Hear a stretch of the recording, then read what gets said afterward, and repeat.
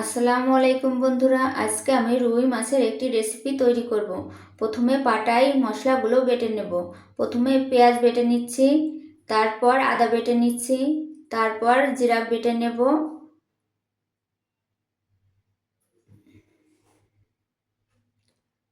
তারপর গরম মশলা বেটে নেব। আগের দিনে দাদি নানিরা পাটায় পিষে তরকারি রান্না করত। আমার মাছ রান্নার সব উপকরণ রেডি। এবার একটি কড়াই নেব। কড়াইয়ে পরিমাণ মতো তেল দিয়ে আমি প্রথমে পেঁয়াজ বাটা, রসুন বাটা,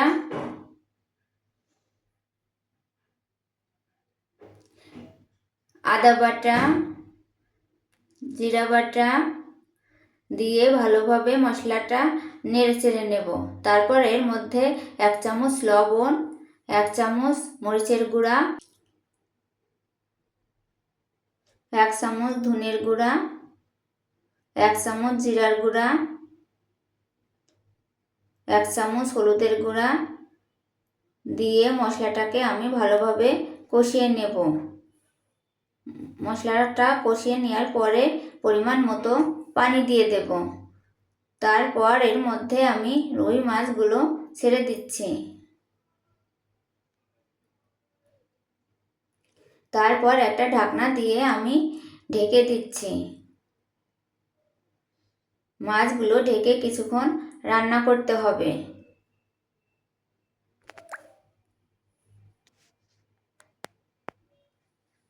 তারপর এর মধ্যে আমি গরম মশলা দিয়ে দিচ্ছি, দিয়ে একটু নাড়াচাড়া করে দিচ্ছি। তারপর মাছের মধ্যে পরিমাণ মতো কিছু ধনের পাতা ছড়িয়ে দিচ্ছি।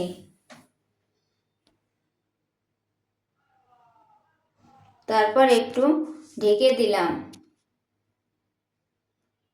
এবার আমার রুই মাছের রান্না শেষ।